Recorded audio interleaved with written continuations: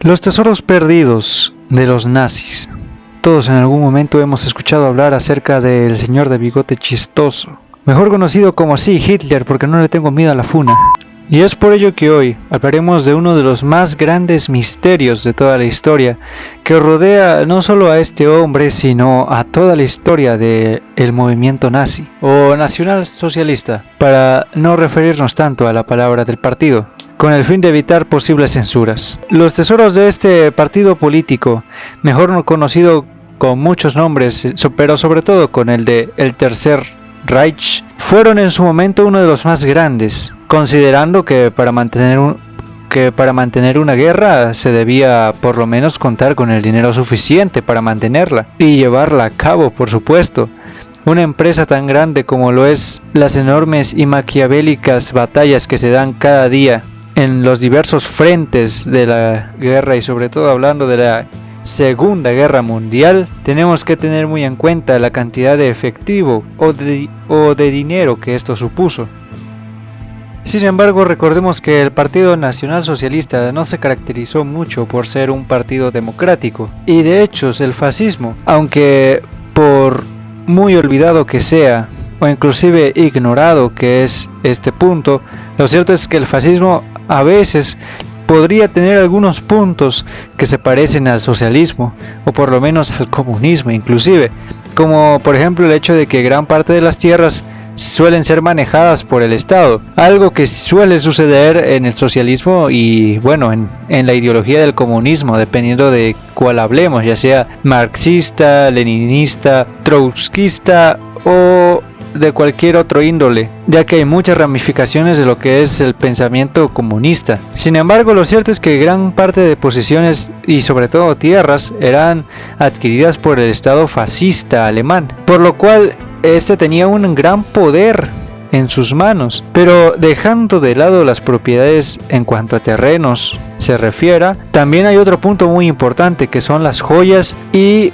lo que son también los tesoros robados de otras personas y sobre todo lugares sagrados. Algunas de estas joyas, por ejemplo, pertenecían a lo que son los judíos que fueron enviados a los campos de concentración. Estos, al ser vistos como inferiores, no se les permitía portar consigo objetos de gran valor como lo eran joyas o más que nada collares o cualquier cosa que tenía que ver con joyería. Por lo tanto, estas personas se les eran despojadas de estos bienes personales, y si no caían en las manos de los soldados y se los gastaban, muy probablemente en la mayoría de los casos terminaba siendo parte del Estado o del tesoro del Estado, lo cual generó una gran riqueza considerando a los millones de judíos, y no solo judíos sino otras poblaciones étnicas o de otros países, se podría decir conquistados u ocupados por la Alemania nacional socialista fascista, por lo que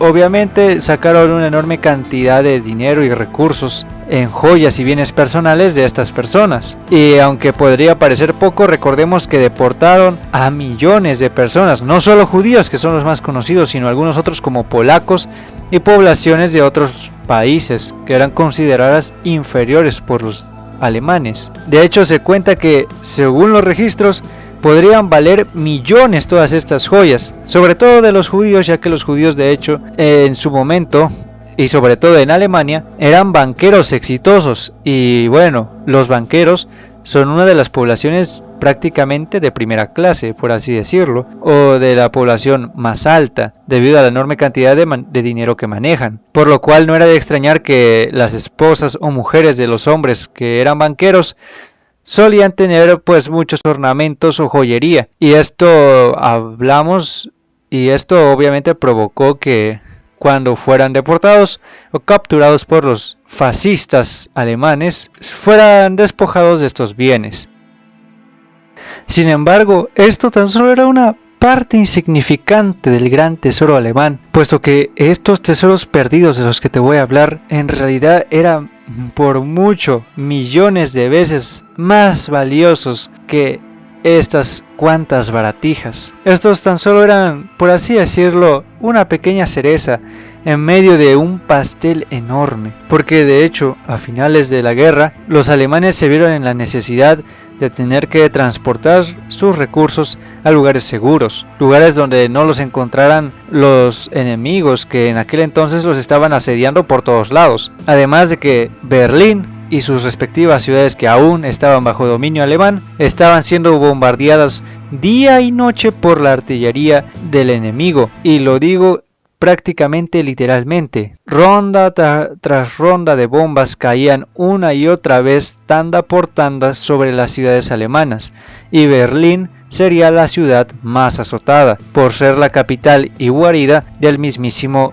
Adolf Hitler. Es por esta razón que el Banco Nacional de Berlín, el Banco Nacional que se encontraba en Berlín, obviamente tuvo que refugiar todo su dinero en un lugar más seguro, donde no se tuviera el riesgo de que todo se perdiera por una simple bomba. Es por ello que se decidió ocultarlo, pero para su mala suerte, un secreto tan grande no se puede ocultar tan fácilmente, y por si fuera poco, sus enemigos, al enterarse de la existencia de ese enorme tesoro que literalmente representaba prácticamente toda la economía, o por lo menos lo que quedaba de la economía alemana maltrecha de la guerra, se encontraba en esos lugares ocultos que en su momento se consideraban los máximos secretos de la Alemania fascista, pero que ahora estaban a punto de sucumbir en manos aliadas. Y es por ello que los aliados obviamente no perdieron el tiempo, pero los alemanes tampoco. Y es por eso que hasta el día de hoy nos seguimos preguntando: ¿cuáles son los tesoros perdidos de los nazis? Acompáñame, porque a continuación nos sumergiremos en uno de los viajes más interesantes de la historia, en búsqueda de un millonario tesoro perdido.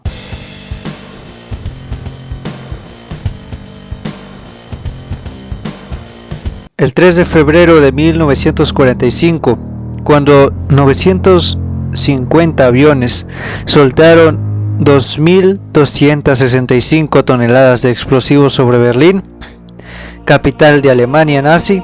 Este bombardeo, el mayor de la Segunda Guerra Mundial, de hecho, cobró 2.000 víctimas en total, aproximadamente para ser exactos, y dejó a 120.000 sin hogar y destruyó distritos enteros de la ciudad. Los edificios de gobierno, incluyendo el cuartel general de Hitler, fueron derribados o severamente dañados. En ese sábado, día de labores, 5.000 empleados del principal banco nazi, el monumental Reichsbank, se refugiaban en el sótano mientras 21 rondas de cargas explosivas demolían por completo el edificio donde estaban.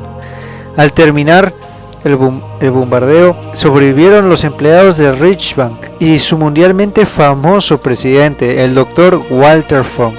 Pero la devastación del núcleo financiero de la nación desencadenó una extraña serie de eventos que produciría uno de los más intrigantes misterios de la historia, que hasta el día de hoy sigue sin resolverse. Era de suponer que el tesoro alemán sería guardado durante la avanzada de los aliados, pero la realidad es que codiciosos oficiales trataron de tomar para ellos una buena parte de este dinero, ocultando gran parte de lingotes y billetes en lugares muy minuciosos que hasta el día de hoy no han sido hallados. Las bóvedas del Reichsbank o Reichsbank contenían la mayor parte de las reservas de oro de la Alemania nazi, estimadas en 7.5 mil millones de dólares actuales y 1.5 mil millones en oro italiano.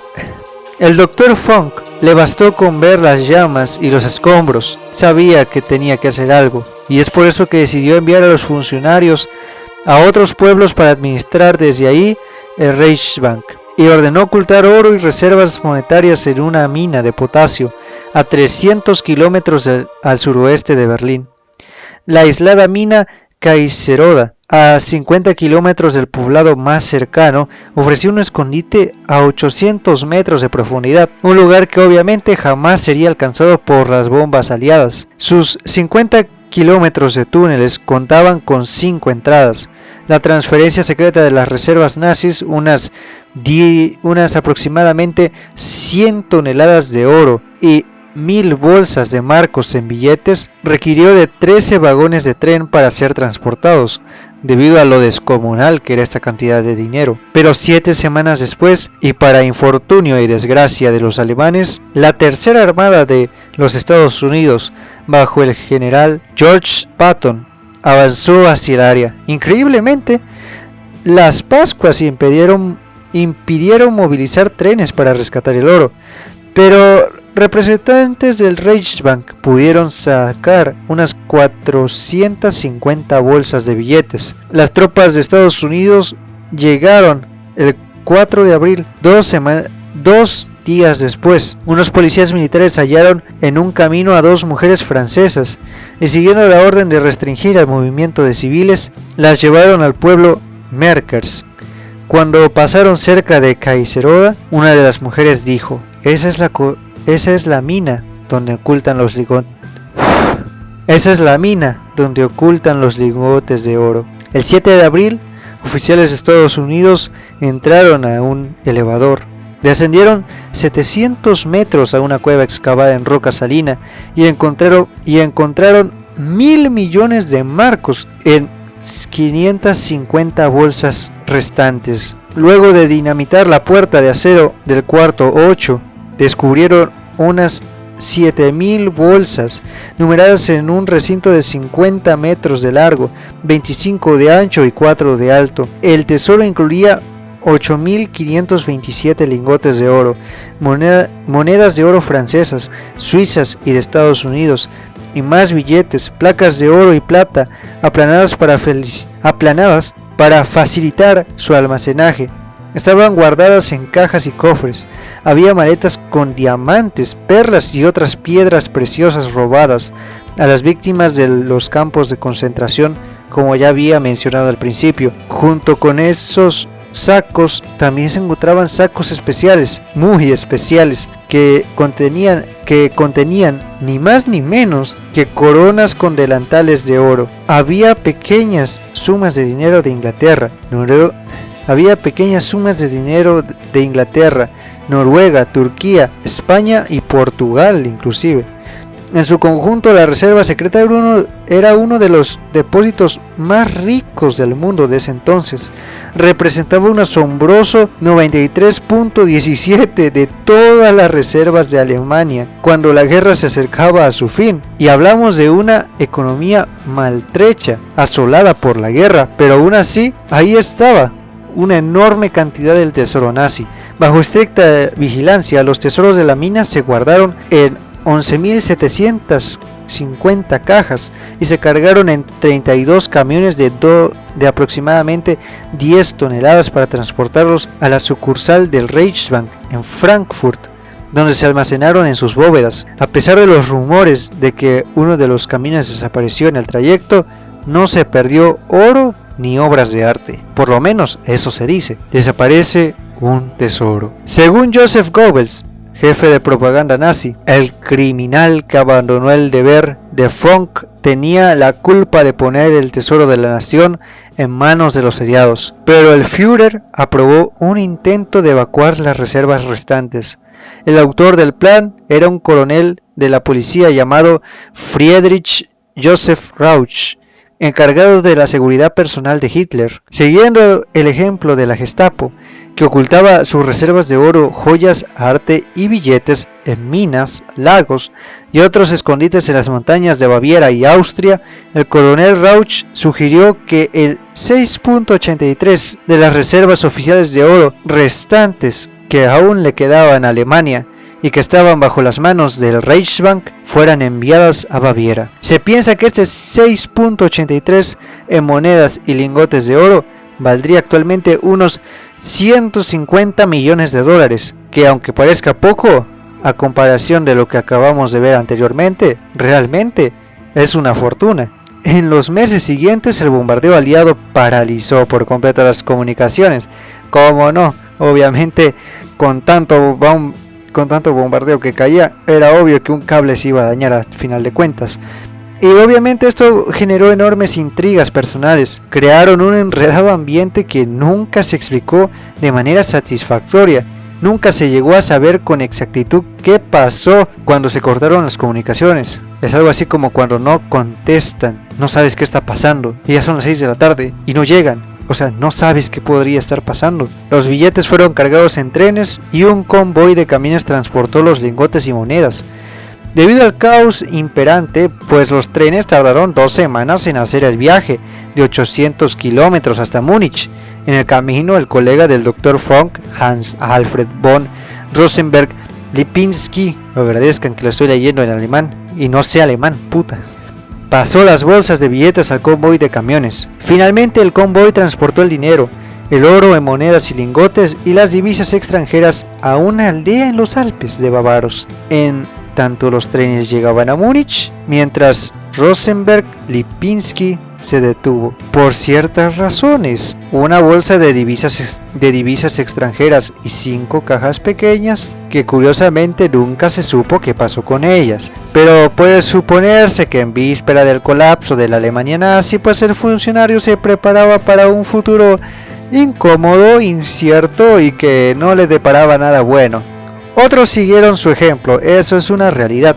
Los camioneros que recorrieron las boscosas montañas de Karwendel hasta una base de infantería también sufrieron de las manos rápidas de muchos oficiales. Es más, los oficiales discutían acerca de dónde esconder el menguante tesoro de la nación, además de sus bolsillos obviamente, por lo que parece que Emil Henowski, funcionario de Reichsbank, tomó 2 barras de oro con un valor de $500,000 actualmente, una fortuna, y alguien que intentaba prender la estufa en el cuartel de la escuela de oficiales las encontró algunos años después obviamente, y estaban tapando la chimenea. Y pues el bueno de Emil, porque no puedo decir su apellido 2 veces, me cuesta demasiado, que era muy respetado y que ya tenía una larga edad, cuando se dio cuenta de que lo habían descubierto, se pegó un tiro. Sin embargo, para ese momento el oro ya se había desenterrado, el oro ya se ha enterrado herméticamente cerca de un chalet alpino llamado Casa del Bosque. Los billetes se dividieron en 3 partes y se enterraron en cimas distintas, como si nadie se lo pudiera robar. Las 2 barras de oro recuperadas y muchas divisas quedaron a cargo de un tal Karl Jacob, funcionario local.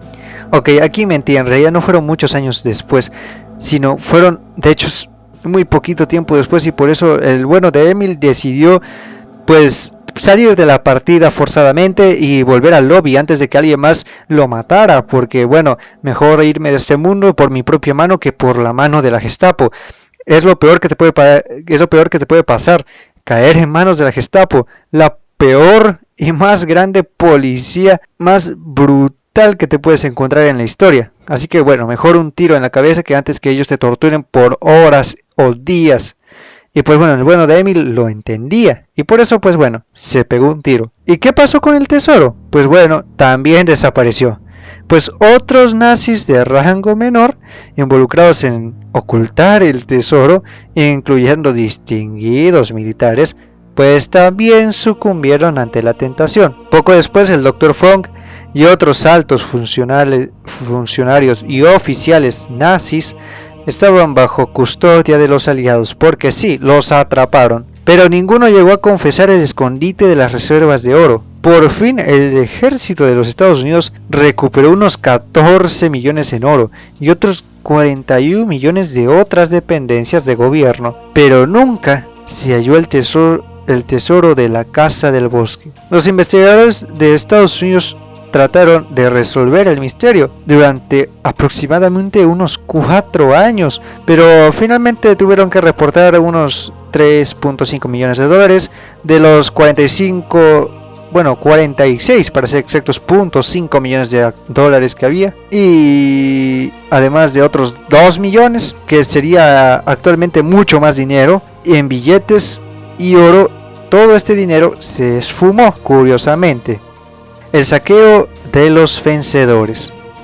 No solo los alemanes aprovecharon la oportunidad de la dispersión del oro para llevarse una parte a sus bolsillos, sino también dinero y arte. Pero además de eso, ellos no fueron los únicos ladrones de este espectacular tesoro, sino también los estadounidenses y el resto de los aliados. El general Patton, que fue muy escrupuloso de hecho con el asunto del tesoro alemán, afirmó que no quiero que se diga que ese desgraciado de Patton robó algo, fue lo que dijo, porque se horrorizó ante la agilidad de las manos de muchos soldados americanos que se robaron todo este dinero, o bueno, no todo, pero una buena parte. Tenían manos muy ágiles. Se sabe que unos 300 casos de valiosas obras de arte que llegaron ilegalmente a los Estados Unidos. Los culpables fueron enjuiciados por hurtar propiedad robada y fueron encarcelados o fueron degradados de forma humillante. Pero eso no fue suficiente y obviamente siguieron los robos. Luego, en 1990, el mundo se conmovió al saber que tesoros artísticos alemanes, incluyendo algunos muy importantes y obras invaluables de arte medieval, estaban en venta. Los ofrecían los herederos de un desconocido veterano que vivía en una pequeña granja en Texas, o bueno, Texas para los compas. Sí, así es, los mexicanos, por favor, no nos pongamos a llorar. También se conoce el caso de Joe T. Meador, que fue un almacenero y floricultor aficionado hasta su muerte en 1980, que descanse en paz, pero mantuvo en su poder, envuelto en una frazada, un invaluable manuscrito del siglo IX de los 4 evangelios. Los mostraba con frecuencia a sus amigos y parientes en su casa de Wittergright, 100 kilómetros al norte de Dallas, encuadernado en oro y plata. El manuscrito de 1100 años provenía de una iglesia alemana. Fue vendido en Suiza en $3 millones por concepto de honorarios de hallazgo. Otros lo consideraron rescate. No sé tú, pero opina en los comentarios acerca de este tema. Es un tesoro nacional, comentó el secretario general de la Fundación Cultural de los Estados Unidos. Pero sobre todo, es un tesoro cultural de Alemania.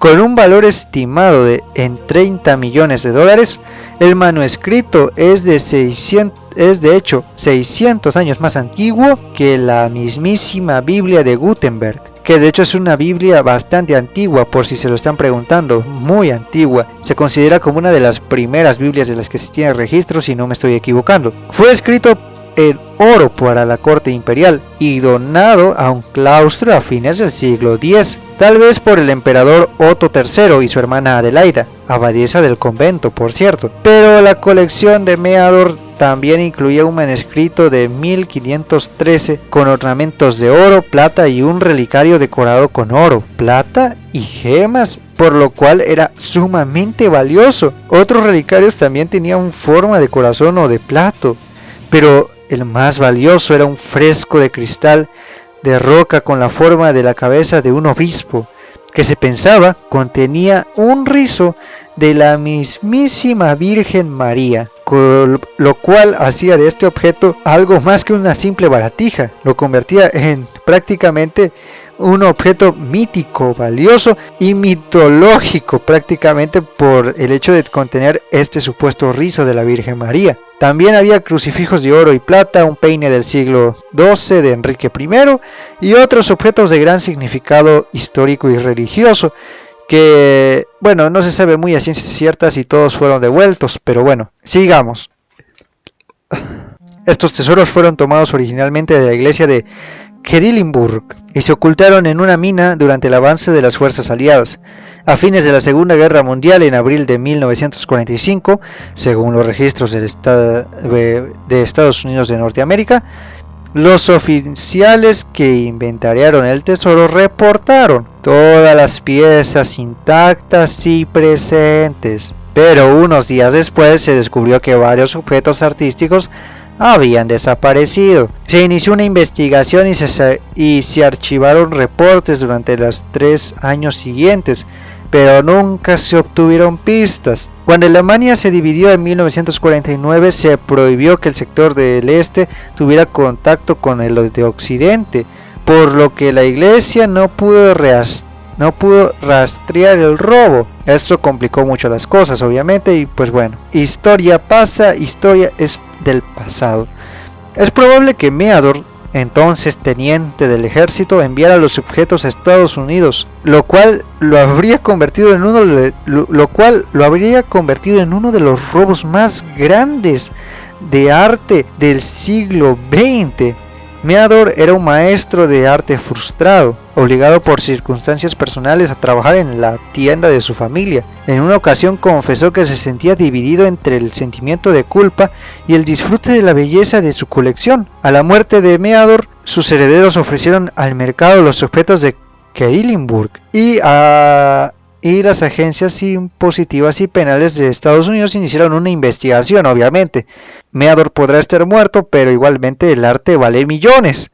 Luego de meses de maniobras legales, los herederos acordaron ceder la colección a cambio de ni más ni menos que $2.75 millones, $1 millón más que el anticipo que recibieron por el manuscrito de los Evangelios. Aunque Alemania afirmó que el caso se había resuelto amigablemente, muchos criticaron el acuerdo por la enorme cantidad de dinero que exigieron a cambio de estas obras de arte robadas.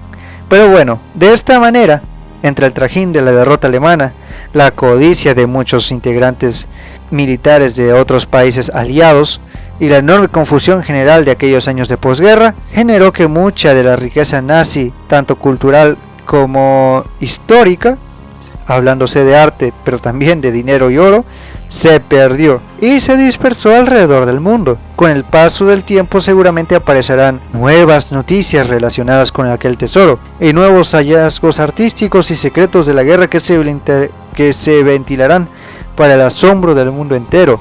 Pero de mientras, aún hay un gran y enorme tesoro nazi disperso, no solo por Alemania, sino tal vez por el resto del mundo.